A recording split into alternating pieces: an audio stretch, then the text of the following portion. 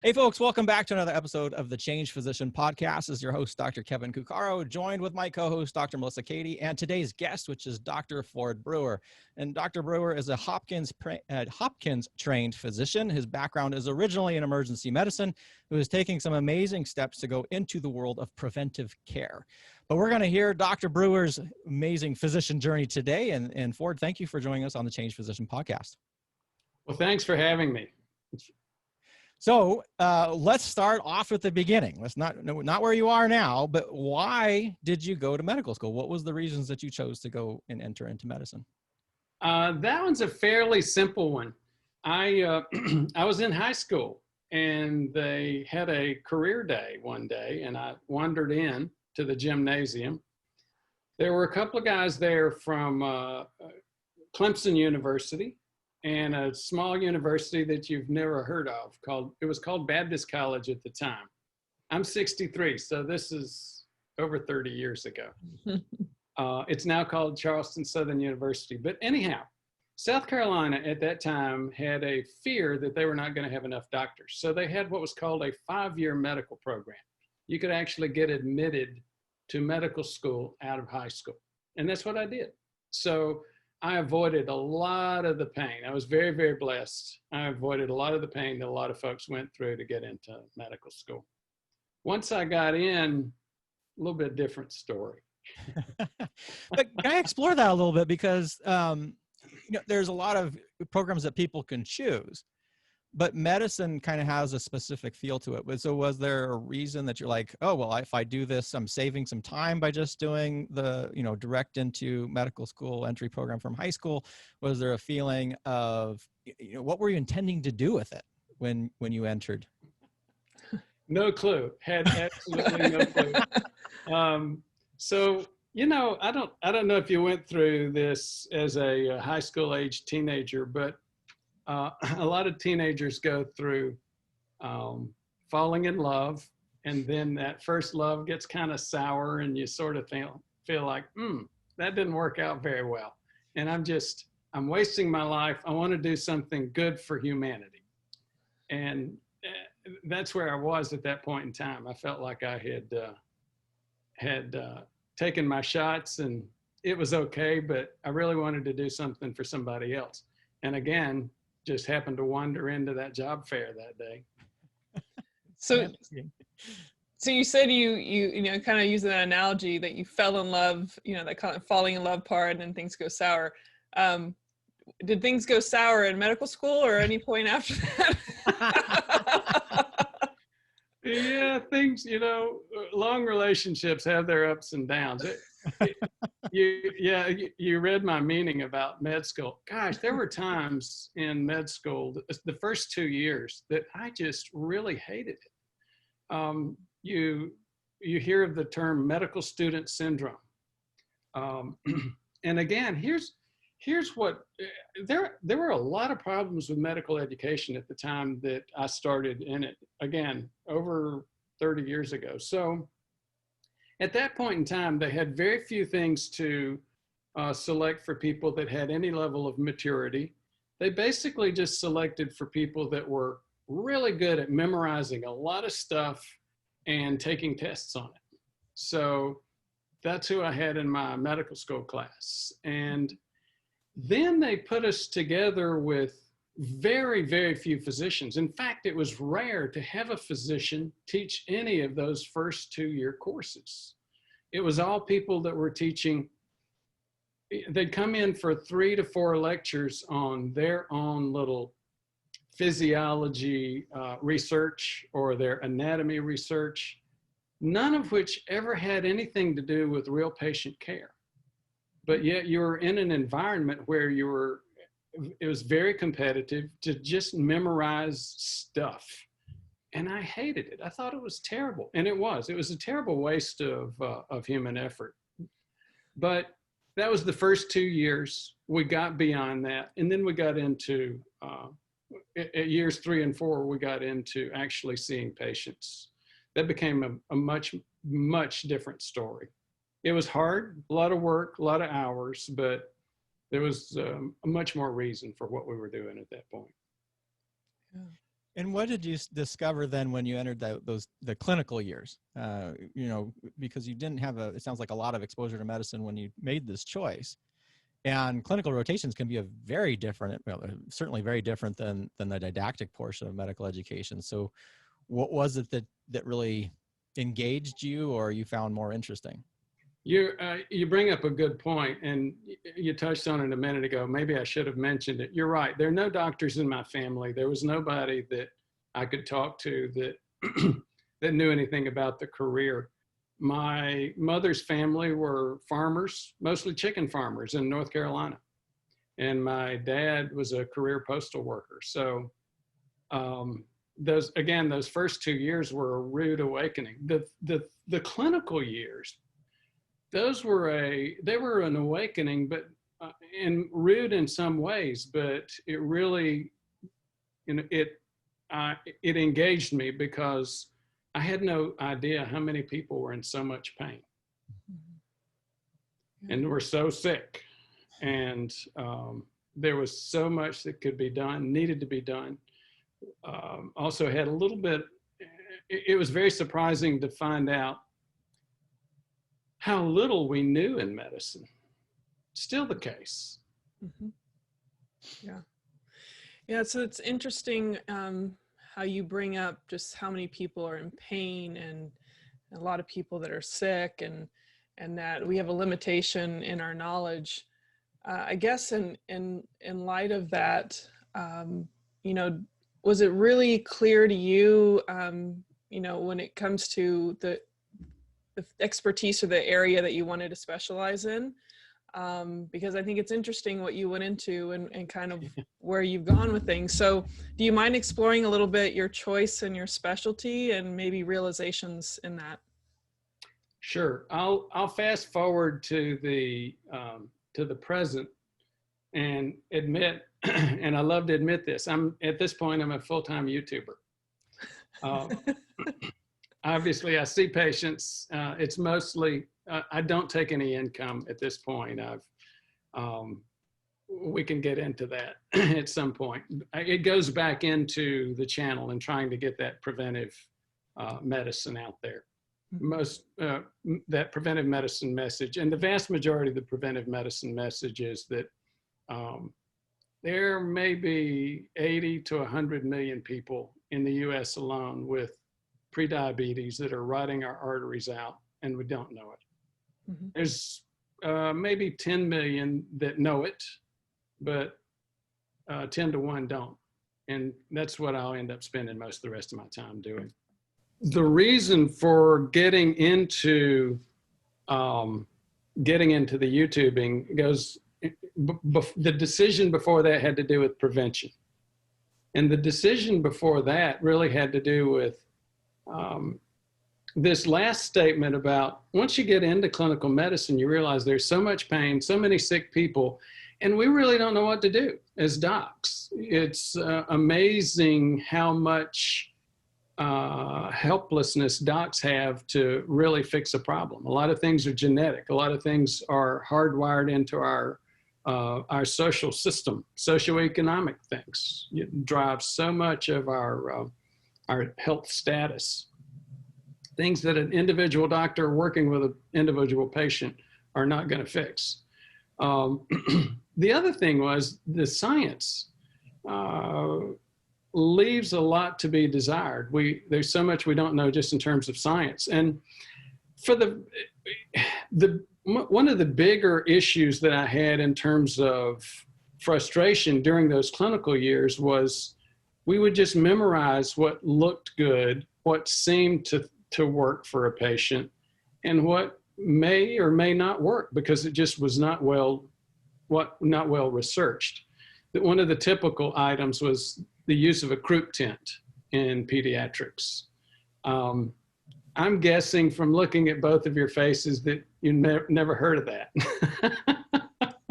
I can imagine it. I had Croup as a child, so I do remember. Were you in a Croup tent?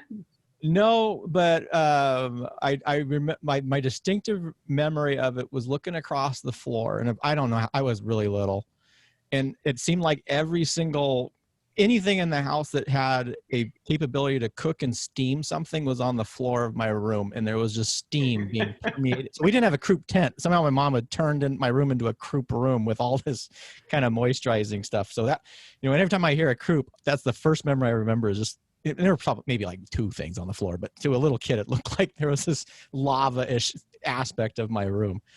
The steam room. Steam room. That was the thing. When I was in med school, 3rd and 4th year of med school and then internship, one of the more prevalent things, one of the more common things that you saw on the wards in the pediatric wards in the hospital were these clear plastic tents that went over the bed, and they're shooting steam in there and the child's breathing it. And you can imagine where that came from. It evidently felt good, or we thought it would feel good. And so that was part of what we did. Now, at that time, I was not the only person feeling that way. That was when you were hearing a lot of rumbling about, we need to find out what really works. And over the next 3 decades, there was a major transition in terms of what's now called evidence-based medicine. So we've done some things right over the past 30 years. We didn't do everything wrong. We did a lot of really good stuff. And that's one of them. There's been a major transition into evidence-based medicine. Now, I did well in school and in training, and I had a lot of push. Folks said, you have to be a specialist. You have to be a specialist. Again, I wasn't,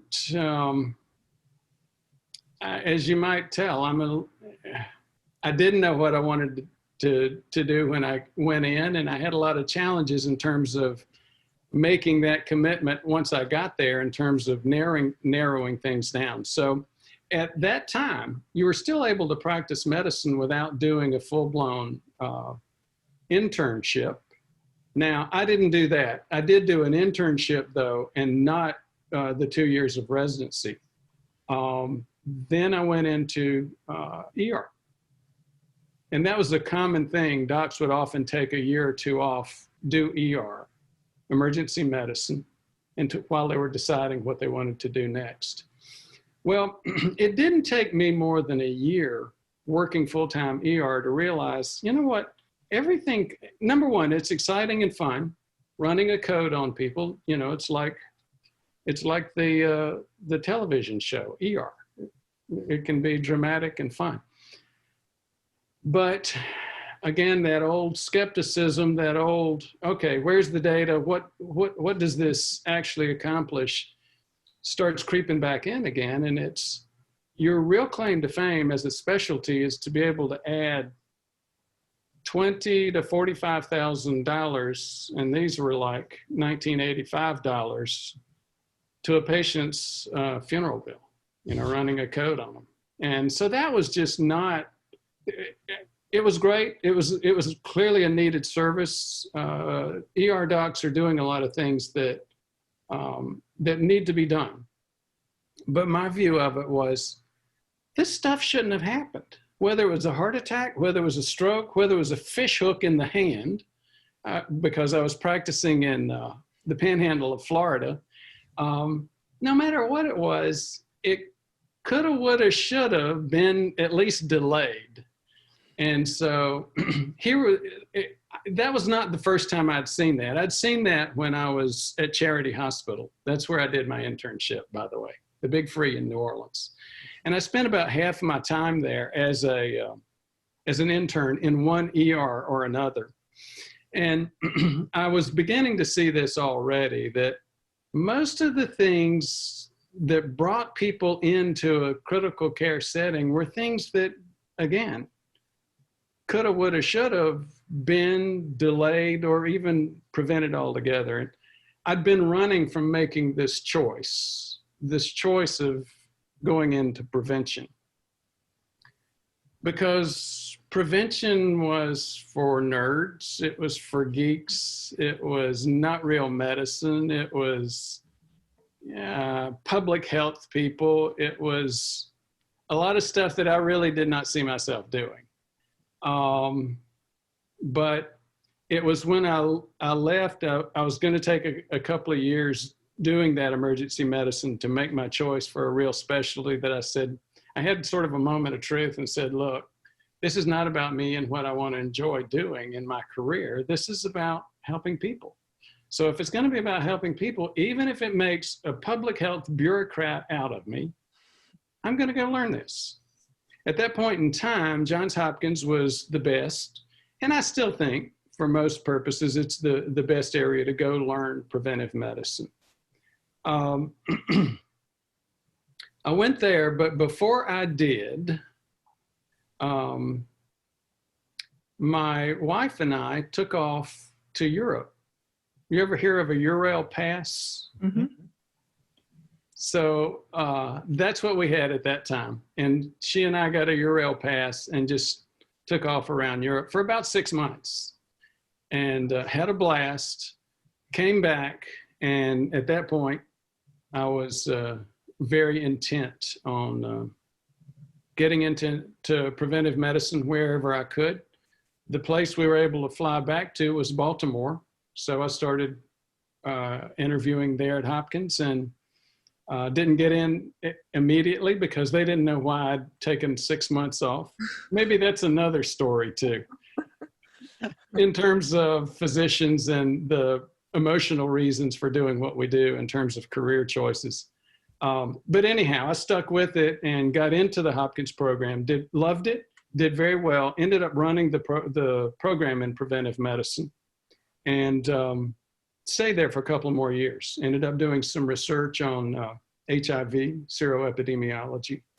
And once you get into preventive medicine, it's called denominator medicine. You ever heard that term? No. So basically and the Hopkins people use that all the time. There's a little bit of Hopkins snobbishness there, but it's also true. It has to do with the fact that most docs look at any and all of the problems in a patient, one patient at the time. When you can turn that around and look at a single disease in an entire population at the time. And that's what preventive guys do. Once you start doing that, it becomes very involved with statistics, denominators, et cetera, et cetera. You know, the denominator implies the whole question of who is actually at risk for this, who has the disease, who has the symptoms, who has the genetics, who has the risk factor, et cetera, et cetera. Yeah, so go ahead. Well, there's a lot to, again, dissect in there, because I think you're hitting on a lot of things that people in medicine will typically see, but not everyone will take action on. Like, once you're in medicine, I think most of us expect that we're trying to help people get better. And I don't think we see that in the system. In a lot of ways, it seems very reactionary oftentimes when we're saying, well, this doesn't make sense, or why are we doing, you know, we're saying humidification therapy for croup, but really, what does the evidence show? Right. You have to ask that question. And I remember being a medical student on the wards, and then maybe even intern, and you know, someone comes with high blood pressure and you prescribe a medicine, and then I'm like, well, what now? Like, shouldn't we do something about why they have hypertension? And it was like this big blank. And like you said, we don't know what to do next. So when you went into preventive care, what were your major takeaways or for clinical care? Or did you see a role where now thinking preventively or preventatively as a physician, is there a role that we can integrate that into clinical practice and something beyond, say, just the public health theater?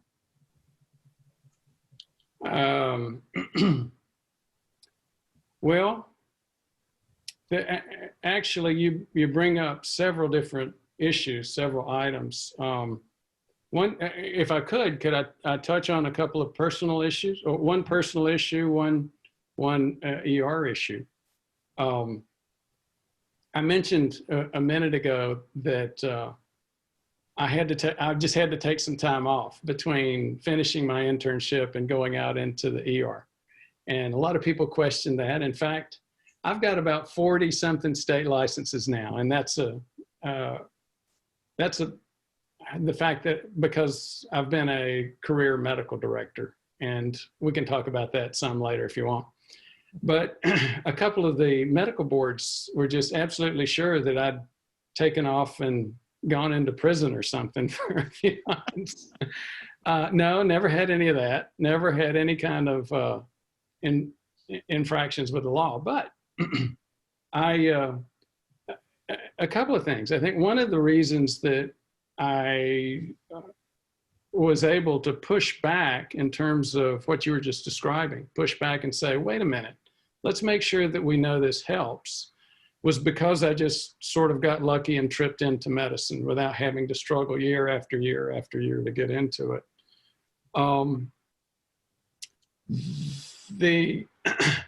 I remember I was about 6 months before starting med school. I went to 2 years of college, went ahead and pushed through, and actually was able to graduate with a bachelor's. But a few months before then, I got a call from the admissions. It's not the bursar.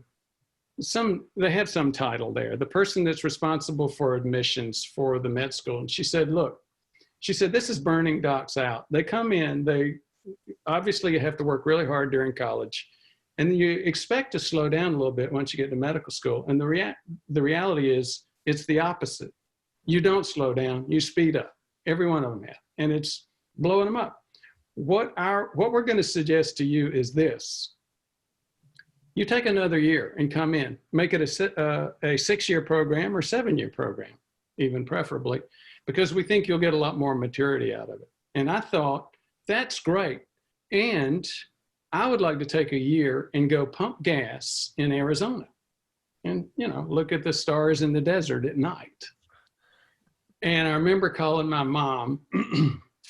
My mom's, again, from a family with a lot of chicken farmers and great people, hardworking folks, but they were not used.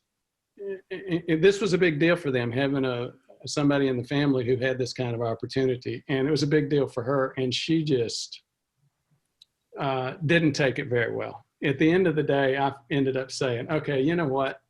I'm going to go ahead, scratch the gap year, and just full steam ahead.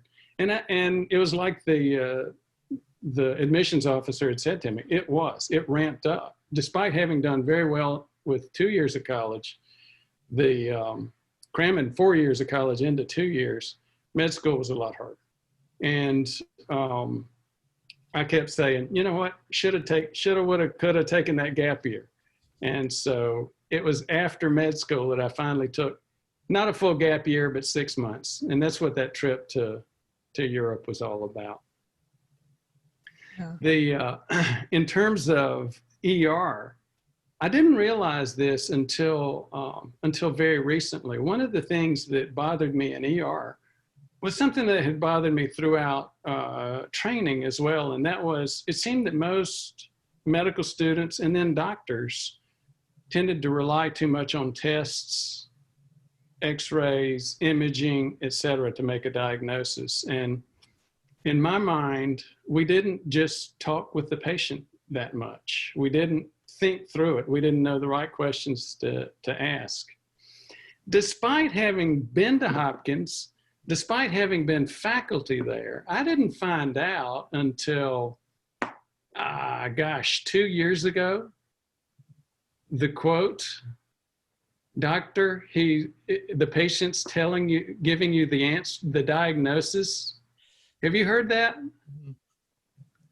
I'm having a senior moment. I'm blanking on the name of the doc that did that. He was it wasn't Osler, was it? Yeah, William Osler. He used to run back with the Rockefeller medicine men, right? This was right after they got used to using microscopes in medicine, and it was becoming a really big deal to create more science. Osler would run these grand rounds in this huge, and we still had that room, that big amphitheater at Hopkins, although I never used it. my wife used it. I didn't. And that was one of his famous quotes. He had one of the junior docs in there running the grand rounds, and he was stumbling around with making the diagnosis, and he interrupted him and said, look, just listen. The patient's telling you the diagnosis. That's a huge issue. I think, Kevin and I can totally agree with that aspect of medicine, how we've lost touch with connection and communication and listening. And by the nature of the way medicine has evolved, it's shortened the visits in order for them to pay the overhead. I mean, you can get in all the calculations of that, but in essence, it's taken away that relationship where you really truly can hear the patient. And I'm sure from a preventative medicine standpoint, if you really want to have an impact with the person in front of you, they have to know, like, trust you. They need to feel like you care. And I'm sure that there's, even if you're not clinically in front of a patient, even on YouTube, there is a know, like, share component there. But there's a know, like, trust, and where it's easier for people to receive and absorb that information, so they actually have a chance at making changes in their life to improve their overall health. Any thoughts about that? Yeah, so there's no question. There's a few phrases, and one of them starts, and then the rest of them just fall right after it. You cannot out-prescribe a lifestyle issue. Mm-hmm. Hopefully you know what I mean. You can't give a blood pressure medicine, and it's not going to overcome 35 pounds of too much weight or other lifestyle issues. You can't out-supplement a lifestyle problem. You can't, in terms of lifestyles, well, you can't out-stent a lifestyle problem. 90% of stents are given to, quote, prevent a heart attack. They've been demonstrated and proven. New England Journal articles, multiple articles, that stents do not prevent heart attacks. And actually, with the ischemia trials that came up recently, a heck of a lot of very good evidence that you can't out-bypass a lifestyle problem either. So if the decisions that the patient makes hour by hour, minute by minute, day by day, decade after decade are so much more important than any decision a doctor can make, then you've got to establish credibility. Mm-hmm. If you don't, then you're going to be writing scripts and doing procedures, but you're not really going to be impacting health. Yeah.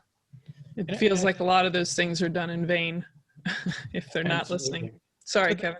Done in vain, or even worse, done to just record a billable code and move on. Mm-hmm. But I think there's even a depth to that, though. Without that aspect of listening, and I'm sure that you could see this in the emergency room, is if you don't hear the full narrative of the story, you may not know what the root of it is. So if someone has an unhealthy behavior aspect or coming into the emergency department, maybe they're, we call them the frequent flyers or whatever, but there may be a very good reason that may be occurring that you don't get the root cause. Like maybe it's, we're looking at social determinants. Maybe there's an environmental problem. Maybe there's an unsafe home environment. Maybe they live in a food desert where they can't live, you say, well, eat right. And it's like, well, there's nothing in my walking distance. But if you don't know that, and it's just, you don't listen, you don't ask that question. You don't ask that question. And then you have not only you have a patient who's a disservice, but then you have a physician, because none of us like to feel like we're making no difference. And I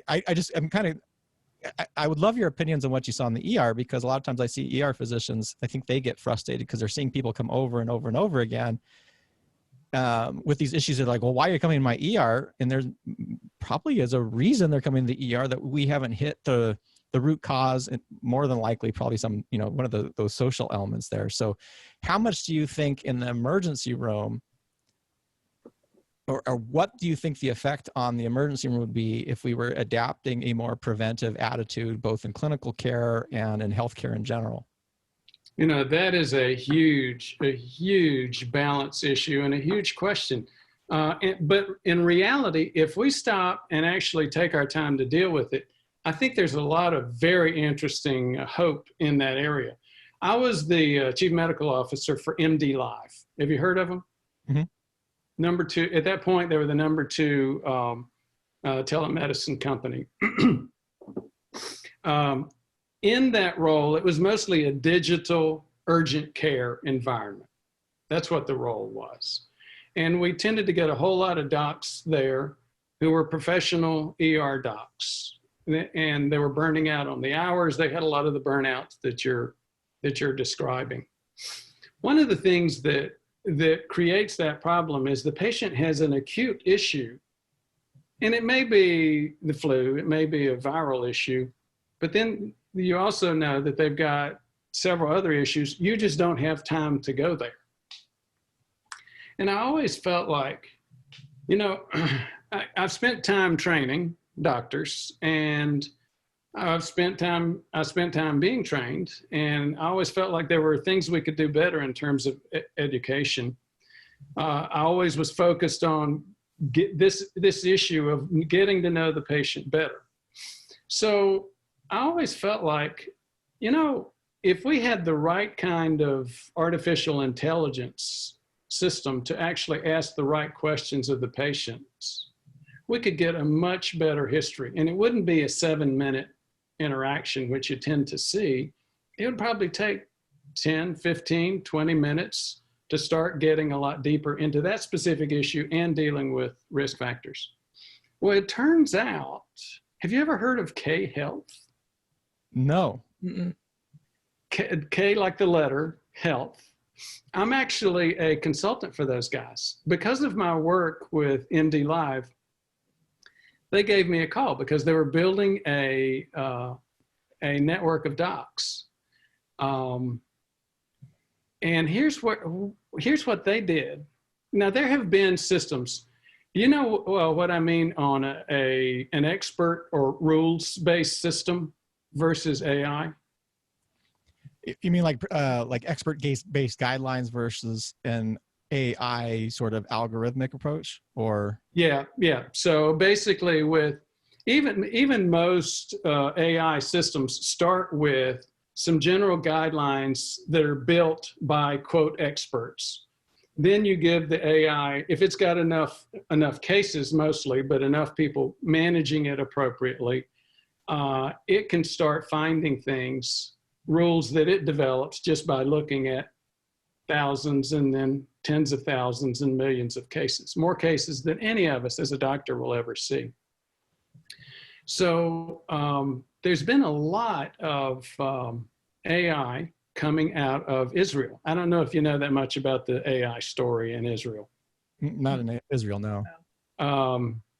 Well, the short story is, there's a book on it. I can't remember the name of it, but the short story is, you know, Israel's in an area where militarily they're surrounded by enemies, and they have everybody, instead of going to college, they can go to college, but the real cut point in terms of, you know, here we compete to go to an Ivy League school. There they compete to go to an Ivy League military component, and then they graduate and they get into whatever school they want if they got into a program. There's a program, and it uses AI in terms of national defense. So because of that, they got all the best and brightest in through that program, and Israel has come out with Taboola. Have you ever heard of Taboola? Mm-hmm. Well, I'm thinking of the food. Network. Yeah. Well, no, not Taboola. Taboola, T-A-B, Google it, T-A-B-O-O-L-A.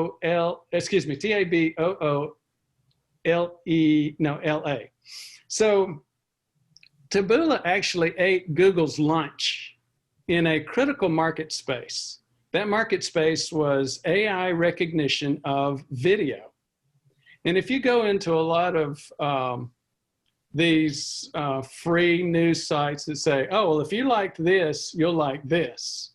That came from Taboola, and Taboola was started by a 30-something who had just graduated from that military defense program in Israel. The reason I went down that bunny hole was this. The same guy was involved in founding this K Health, and K Health used a lot of those same guys in terms of developing the timelines and nurturing the AI. So the other component that they had was they had tens of millions of patient interactions from government-sponsored healthcare there. So, you know, compared to most other systems here, they had number of case interactions that would dwarf any experience that local U.S. folks could create. So they had a very healthy system. It worked very well. They came to me and said, you know, can you help us get set up? We're going to be setting up a program where people can go to the AI, get some basic history, and if they want to see a doc, then they can see the doc. And we would like for you to help us build the physician network. Well, I did that. And the next phase was, I said, you know, I don't really want to help you run the program. I'll help you get this started. But if and when you get to chronic disease, I'm there. I'd love to help you get involved and grow that program. Because you guys probably know this already. 80% of the healthcare dollar is chronic disease. It's not acute stuff. That's where, you know, you follow the Willie Loman rule. That's where the money is. And that's a reflection because that's where the pain is. So unfortunately, fortunately or unfortunately, the bottom line is this: when COVID happened, telemedicine became a big, big deal. And so they are growing like mad, and they have not had time to breathe, let alone set up a chronic disease prevention program. Thank you for tolerating that bunny hole. The reason I went down that bunny hole was this. That system does create a great history for the patient. So once I get a history like that from the patient, I'm not starting cold anymore. I'm starting with a much, much better history in a very short time period. At least for the doctor, I know a lot more about that patient than you would at MD Live or any of the other digital type systems. So there's huge promise there. And pardon me again, thank you for tolerating as I went through all those bunny holes. But the point is, there are opportunities now with technology, with the AI. The systems are already there. We just need to continue to push further, and we can start getting much better histories from our patients and learning a lot more about our patients, and therefore taking better care of them. And what I like about that, kind of reflecting with the original sort of intent about the emergency department, is having an AI that can take a good history allows you to get a good history in virtually any environment, you know, outside of an acute, when someone's coming in responsive and you have to resuscitate them or anywhere. But it saves manpower. It's going to provide that clinician a much better full picture of how this person is presenting, hopefully being able to diagnose these root cause and address them.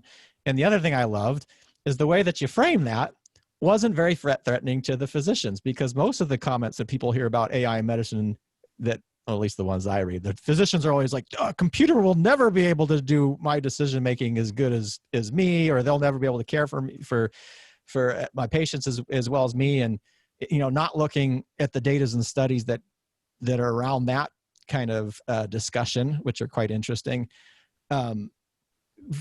Bringing in AI as a way to take a really good history, I think most physicians can really rally behind that, because that is not necessarily threatening. In fact, it is an added benefit to what they're doing. So that's my little rabbit hole on the side there, because when I'm hearing you talk about this, I'm like, wow, there's such a huge opportunity in a way that really doesn't seem so threatening to the practice of medicine, but really has an opportunity to provide great benefit to people in virtually every specialty out there with the emerging technology.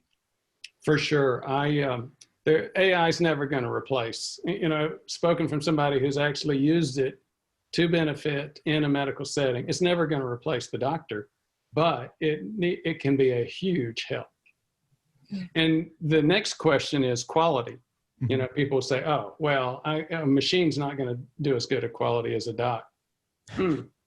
Be careful, study the science and the evidence before you say that, because the science and the evidence would say just the opposite. And it's already been done. It's already being developed.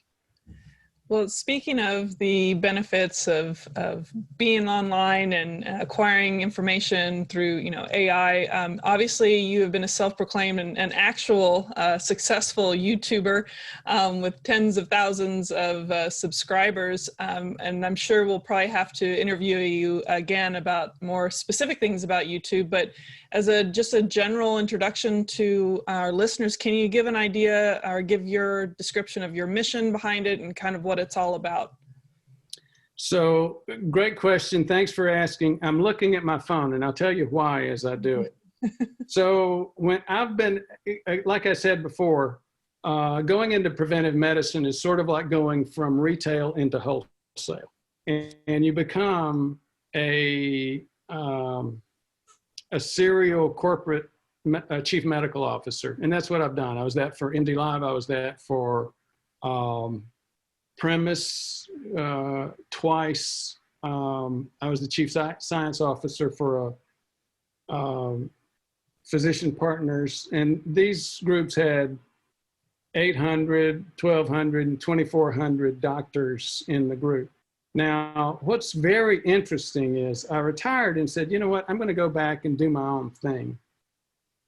I know I'm not going to retire and travel or play golf. I love travel, I love golf, but I love medicine. I love what I do. And it's such an opportunity to be able to do what I do. I just thought I would try something that I'd never done before, and that was try to make headway in terms of prevention. Now, let me tell you why I'm looking at so over the past 48 hours, my mini-me's, my little videos, have interacted with 32,000 patients. Even when I was supervising 1,000 docs, you know, that becomes competitive. They were on average seeing 8 to 10 patients a day, some more, but I'm individually seeing as many patients and educating as many patients as I was with that, you know, with that kind of staff. So the point behind all that is this is very, very scalable. Mm-hmm. And it's scalable in an area where, like we said before, we can take hundreds of thousands of docs and do stents all day. We can do bypass grafts all day. We can do prescriptions all day. But what really drives that patient's health is what's in their head, their knowledge and their ability to change their lifestyle patterns. So, but the thing was, insurance. You know, insurance tended to screw us up in that insurance didn't pay us to educate patients. Still doesn't very well. So if insurance didn't pay people to do it, doctors are like human beings everywhere else. They're going to focus on what they can get paid to do. So the YouTube channel, I started as a lark just to try to figure out what I wanted to do until, you know, to just do something until I figured out what I really wanted to do. And so I just put a few ugly, really bad videos, but had some fairly good content out there, and they were very well received. So I think what we are discovering is that there are ways to deal with that. Education doesn't get paid, but it's the most important thing. I think there are ways to start getting around that problem. Mm-hmm. That's awesome. I have probably 20 plus questions that I'd love to talk about YouTube with you, but I think we should save it for another episode. Kevin, any last questions or comments? I totally agree. That opened up the whole new can of worms. So, and I know we're pressed for time here. So, you know, Ford, we're going to have you back for another episode where you can talk about scale on YouTube and things like that. I would really appreciate that. I think Melissa would too. Yeah. Yeah. Well, I would enjoy it. I can't, there are a few things that any of us like talking about more than talking about ourselves. So I'm having a blast too. Well, before we head out, do you mind just giving a plug for where people can find you, where you'd like to direct them to follow what you're doing? Sure. There are so many things that I did wrong starting this channel because I didn't know. One of them was we selected the wrong domain. We're currently getting, it's hard enough to remember a person's name, and usually that's about all you can do. So we're going to be getting the domains with my name and using them, but it's prevmedhealth.com. Or you can Google myself and you go to YouTube and Google my name, Ford Brewer, and the channel should come up. Okay, great. Thanks for asking though. You're welcome. And for those of you listening, I'm Dr. Melissa Cady, the Challenge Doctor, here with my co-host, Dr. Kevin Cuccaro, with our awesome guest, Dr. Ford Brewer, and we will see you on the next episode. Take care.